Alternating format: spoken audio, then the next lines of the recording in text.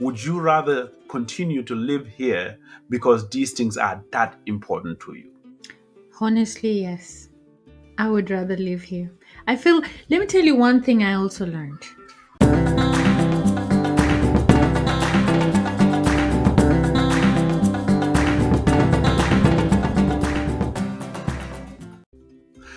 Well, hello, my people. This is your host, StemToRoots, where we plan on talking ourselves way into a plan. And today I have a special guest. I have Anne with me, and during the process of this conversation, you'll get to know more about her because the way I'm going to go about this is my questions will actually get all of us familiar with Anne as we go.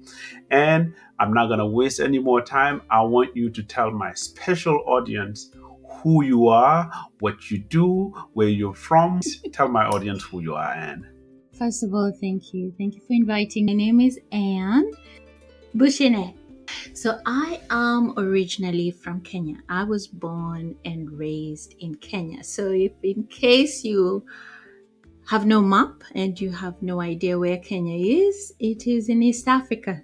Yes. Yes. And when did I come here? 1999. What? Yes. No judgment. Keep going. Yes, yeah. And so, you know what? For a long time, I used to tell people I have lived half my life here and half my life in Kenya.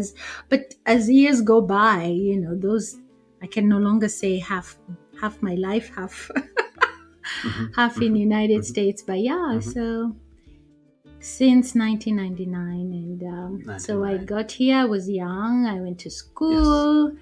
Now I'm married and have two girls, 13 and 7. Wow. Let's start there, Anne. So coming to the United States about 24 years ago from Kenya, do you have a recollection of your first few days to weeks to months? Absolutely. You know what? I'm so thankful. I was actually the last member of the family to come before I got married. So we are 6 in the family. Everyone was here. I was the only one left in Kenya. And the funny part about that is when I look back, I'm like, wow, I did not know that I was concerned about the transition if I come when I'm in high school. So my mom was already here and she was like, hey, you could come now. And I said, oh no, I don't want to be new to a new country. Yeah. And it's so funny, when I was also in Kenya, I had seen some Kenyans who had children in America and just moved to Kenya, and everybody was staring at them as if they were, So I think that stuck with my mind, and I was like, Mommy, I don't want to come until I finish high school. So that is the reason why I ended up being the last one to come. So you stayed until after high school? Yes. So I finished high school. That's when I came. So with that, my whole family was already here. So I was a bit comfortable that I'm going to be received with the family. Yes. But that doesn't mean I wasn't shocked with the life here. Of course. That's a difference. So just to stick to your question, that how did I see the two walls? First of all, I was like, there's something called accent. So I mean, where I grew up, people used to tell me, oh my God, you speak good English. So the only thing I knew was tribal, tribal dialects and and that, but I did not know there's something called accent. So every time I would speak, somebody would say, wait, where's that accent? Oh, you have an accent. Yeah. And you know what? I'm now used to it. But that was one of the things that kind of shocked me. The culture too, where we come from, we're more collective. Here it's you, your God, and yourself. But just because my family was here, it kind of gave me a little bit of a break. That changes the experience, because already you had your family here, you had siblings here, you are being welcomed by familiar faces, actually bloodline. This is family. So there's a lot of people that whether I talk to here on STEM to Roots or outside of here, different experiences. Mine was where I came here and there was no family member here. I had cousins that were in other states, and I went straight to Massachusetts in the middle of the cold. So that would be a different experience, because I came and it was friends that welcomed me versus you have family that picked you up from the airport. So Absolutely. that makes this actually even interesting because I want to know your perspective. So you come over, and the beginning you mentioned you have examples of the things that you faced, like accent. Accent to you is it's funny you mentioned how sometimes it's linked to not speaking good English when Yeah. it's not about the language. It's about Yeah. the sound of your voice, the tone of how you pronounce words. It doesn't mean Mm-hmm. bad English. It means you say it a certain way, right? Yeah. So that for somebody young, that age, it can affect you know how fast or how slow you make friends, Absolutely. and did you go to college as soon as you came or no? Yes. As soon as I came, I had to go to the college I used as my avenue to come here. So, Yes, yeah, I so understand that. yeah. Yeah, And yeah, you're right. Once yeah, you start hearing people say you have an accent, I'm like, yeah. I don't You want to become open my conscious of mouth it. because Yes, everybody will be like, wait. And I started becoming very cautious that as soon as you yes, speak, yes, everybody's like, yes, yes. And that's why yeah, I mentioned that, where as a student you just starting college in a new country, they've pointed out how you speak, and there's an intimidation factor there. Like, am I going to say the right things? Is it going to sound funny? Do you think that affected you at all? Because that also comes with personality. If you're not shy, you don't care about those things. If you're a yeah. little shy and little reserved, that affects you. Did it affect you? Oh yes, it did affect me. But there was this lady. I was so proud of her. She was Uh-huh. from somewhere, but she did have an accent. Okay. Yeah. Yeah. Now I've joined Yeah. but what I loved about her, she was so Uh-huh. loud, Oh yeah. and she sat in the front of the college, and I admired how it never stopped her to express herself, and Good. she was and nobody ever repeated to say, Yeah. can you say it again what you said? So as time went by, I learned, Uh-huh. okay, you're in this Uh-huh. country, Yes. I cannot be so soft spoken with my accent again. So Yes. I had to learn also from her. Be Yes. loud, be Be. firm. Oh, Yeah. trust me, nobody will ask you again, what did you Yeah. say? And now Yeah. I'm used to it Yeah. too because, I have children Yes. and they correct me a lot. Because sometimes I say, hey, do you guys want a pasta? They're like, Mommy, it does sound like the preacher or the food. You know what I mean? You know what I mean? Pasta and pasta. It's funny you say that. So you have your kids 13 and 7, born here, raised here. They're even though you as a parent you're with them, but they're picking up whether it's daycare, whether it's school, whether it's Yeah. friends. They're picking up that accent, and I'll call it an accent. That Yeah, accent let's do that's that. more relatable around their environment, and so even them as your kids are hearing you speak differently. How I face that and how I take, like, my accent has always been this same. I've actually put effort into accent reduction so that I'll be understood but not change. Because Yeah, it's not even a factor of pride and stuff like that. It's something absolutely. that I found very early that there was no need to change it, right? Mm-hmm. So I didn't put any effort into it. I actually do reduce accent where I want to say things a certain way so that I'll be understood. Because if I speak freely, like how my tongue has been, trained to speak, sometimes I Yeah, won't be understood. So that's the only reason why I will ever work on that. And us talking about accents as a challenge, a new place. The reason why I want to bring these things up is, you came at an age, you know, after high school. So already you've had enough experience in Kenya that you still have memories of, Yeah. because you didn't come here as a kid, Mm-hmm. and now you've spent, like you said, half your life. You've given your entire professional life to the United States of America. You've never worked in Kenya, did you? Nope.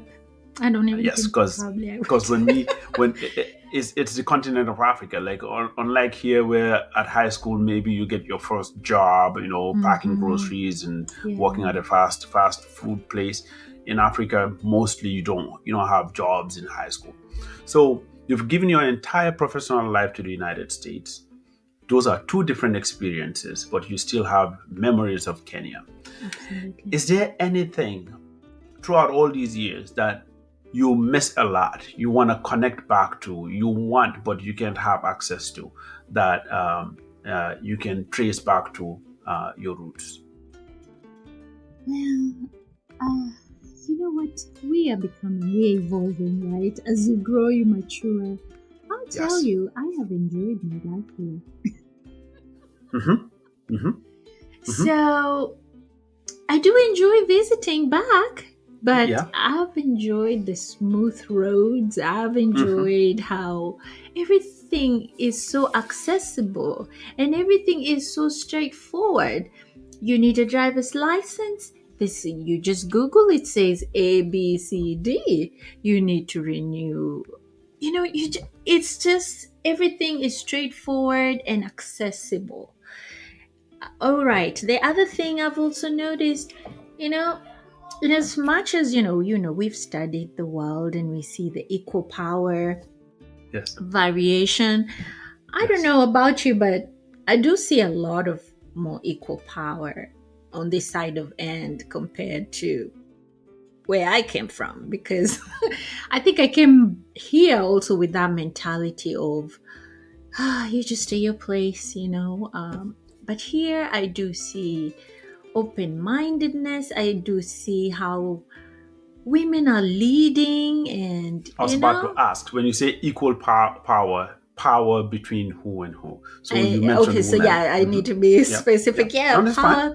Yeah, Mm-hmm. power Mm-hmm. between man versus woman leading. Mm-hmm. And I Mm-hmm. do see a Mm-hmm. lot of leaders who are women. And Mm-hmm. also when I grew up, there was a very bad perception about women that they cannot be Mm-hmm. leaders. They're too Mm-hmm. emotional, and Mm-hmm. I mean, but I've seen awesome women who Mm-hmm. have done great jobs leading. I've Mm-hmm. Mm-hmm. I've in my profession, I've also reached out to leaders who are women, and because I've admired how they've led without feeling intimidated.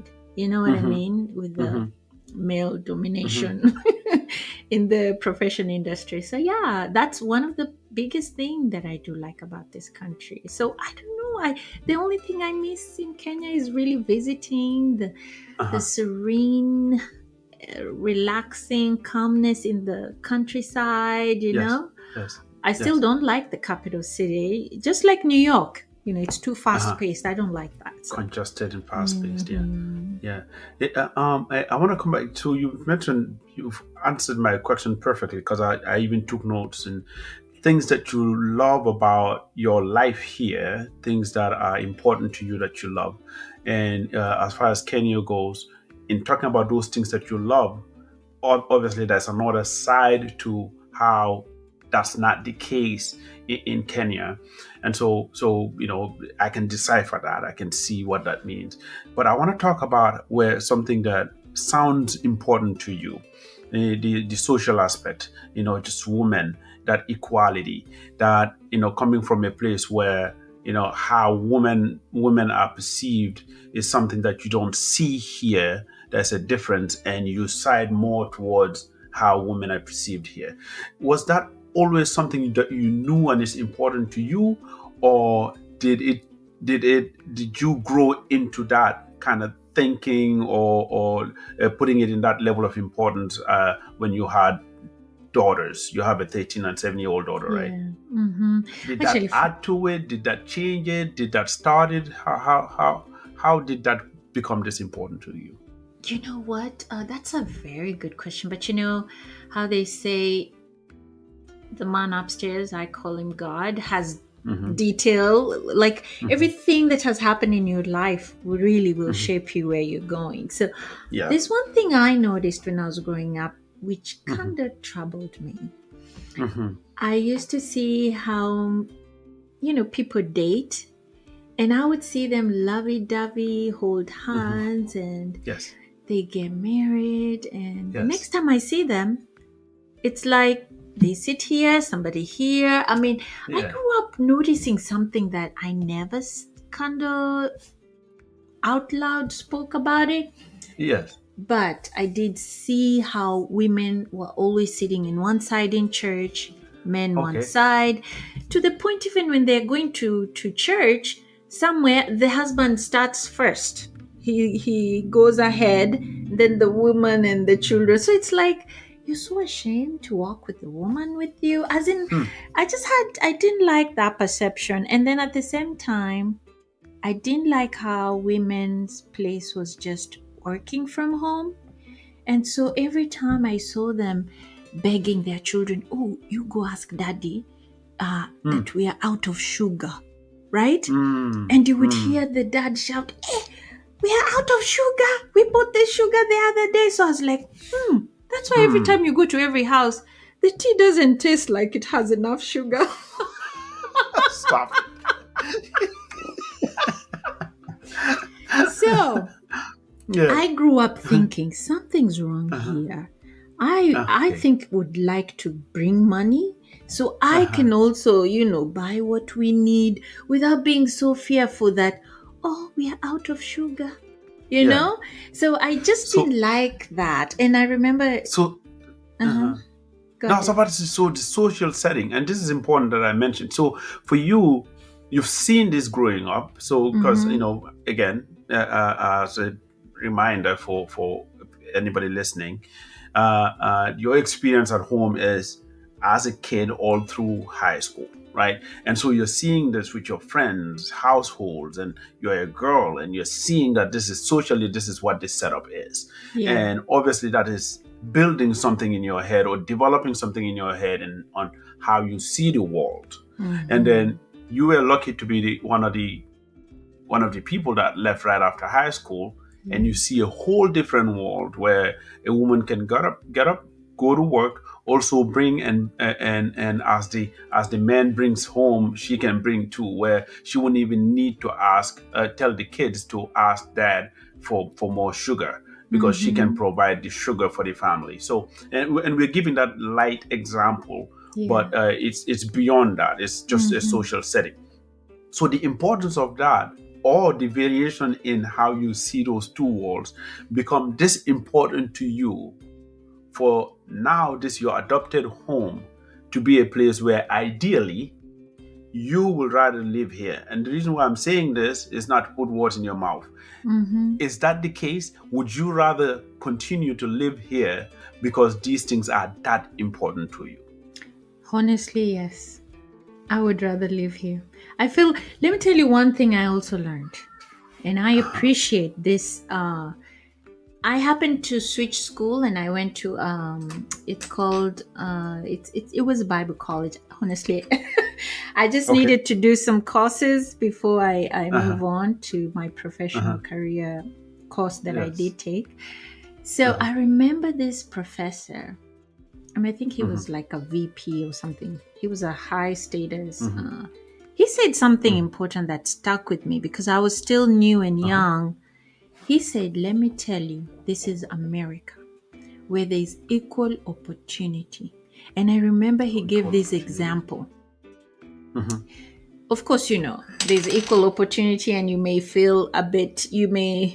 question that sometimes. Yes. But, Yes. compared to other places, really, I do Yes. see Yes. this is a Yes. country of Yes. equal Yes. opportunity. So that stuck with me. Yes. And he gave an example. He said, look, when you go to the bank, it doesn't matter who you are, you line up like everybody else, you know?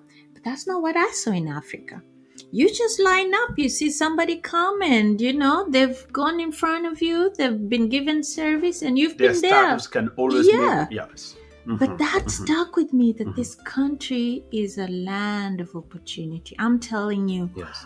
If you want something, you can just Mhm. Google, find out what are the steps. I want to be a lawyer. Okay, you go to school, do this and Mhm. that while you're in school, try and get internship. Everything is Mhm. just straightforward. And not unless you get into these big things, if you want to get into politics, which I'm not even Mhm. surprised. I do see people from African origin Mhm. in Mhm. political offices. You know what I mean? Yes, yes, yes, But yes, yes, yes. I'm thankful for that man, because that stuck with me, that this is a country Mm. of equal opportunity. And that helped me to be where I am today. Equal opportunity. So Hmm. again, you're touching on a social aspect again, Yeah. and I want to shift that social aspect again to something that you mentioned that is important to you: systems, structure. Yeah. So you gave examples, and as I'm listening to you, and you gave an example of, hey, here's something in the system where I want a driver's license. There's these clear steps on how to get it, without thinking about ways to jump hoops and who to give what and how Yeah. to, like, so Hmm. there's a sit there's steps. If I do that, I'll get my license. You gave an example of, hey, my ambition is to become a lawyer. There's a path to becoming a lawyer that you can actually follow and become a lawyer. So you mentioned these examples, and this has to come with systems and structure. Absolutely. And every time you talk about that, about this newly adopted home of the US, I mean, 24 years is not new, but you know what I mean. Yeah. Uh, um, there's a contrast to that, where the contrast is you're comparing it to someplace else, right? And that Mm-hmm. someplace else is home. And this is Yeah. important enough for you to Absolutely. actually, say, hey, my newly adopted home is my home. Hmm. What's the family dynamic to that? So you've adopted this, so you can't even accuse your kids for being the ones why you would rather live here. Yeah. But how much does that add to it? 13 years ago when your daughter was born, did you look at your daughter and think, I would want her to have a taste of growing up in Kenya? Or were these things enough for you to say, baby girl, you're born here, I'm going to keep you here? If anything with Kenya, you're only visiting, not living there. I want to Well, know, how did you think about it? you know what? Thank you for saying that, because I haven't thought about that. Like, making them please make the decision to go back. However, my husband and I, when you're newly coming here, you're thinking, hey, I'm going to school, I'm going to graduate, get a good job, move back to Kenya. That was my story. But as time Okay. went by, I was like, my children are born here. How am I just going to move to Africa and leave them here? I mean, sometimes you can say, okay, let them grow up, be in college, and then go. But then I'm like, all their life has been built here. I don't want them to be forced that, hey, we've made the decision, we're going back. So that gave me that flexibility and the thought of, you know what, I'm going to call this home. My other home, I will visit as often as I can. But this is Mhm. home for me. This is my new home.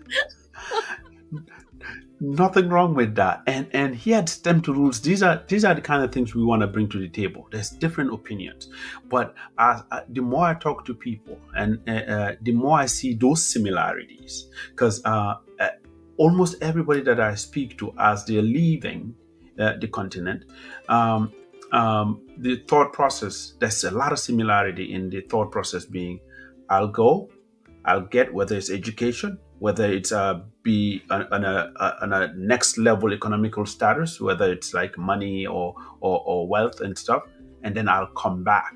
And so the intention from the beginning for a lot of people I've spoken to, the intention is to come back, Mm-hmm. because when they were leaving, all they knew was Africa, and that Yeah. was good enough to come back to. But Mm-hmm. as they now have contrast, as they now have something to compare their living with, the conversation becomes these things that you've revealed already. I have them all noted down. I have them spread around, where we will touch on more of these things.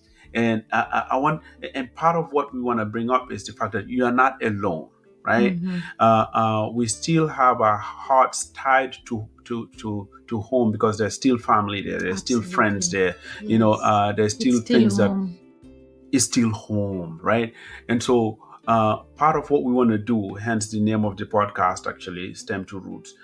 What route, because it doesn't have to be the same route, what connection can we still have, what link can we still have back to our roots without actually, packing it all up and go, right? Because Yeah. what's real is real. And Yeah. I love how honest you are with talking about why, personally, for you, this is preferably a place that you want to live and raise your daughters, Mm-hmm. right? Yeah. And you're interesting. And here's what I want to do. I want to Mm. lighten it up a bit. I can't believe we're even halfway there, and there's so I many know. so I many was things I want to looking. touch on. I want to open it up to you teaching me, the host, anything. If I don't know it, I'll admit to not knowing it. If I know it, I'll give you a chance to teach me something else. Because if anything, we always want to leave with something brand new that we never knew about. Have you thought about anything you want to teach me? You know what? How about I start with Yes. okay, because I would assume we are all from Africa, right? Uh-huh. Uh-huh. So, did you know that a crocodile cannot stick its tongue out? Wait.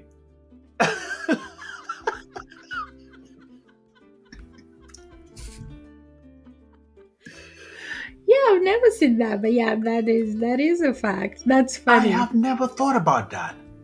Yeah, I've never thought about that. Is it because the tongue is just as long as the length of the mouth? Is that I know. why? I've never seen a crocodile's tongue, so And this is good. yeah, Well, I so had to find something that it's probably I will admit I never knew that, never thought about that. Now I'm curious, after this conversation I'll look at why, like, what's the actually, biological yeah. setup of that long mouth, why the crocodile doesn't even need to stick the tongue out. So Yeah. thank you. See, this is what I love, like, this is new insight. Is actually, the continent of Africa, we have so many crocodile species. Gambia is Yeah. known for having crocodile, even domesticated, Oh. actually. Yeah, Oh. so like very tame ones that tourists will go and touch and all that stuff. So this is interesting. I have to add I'm one not more. gonna.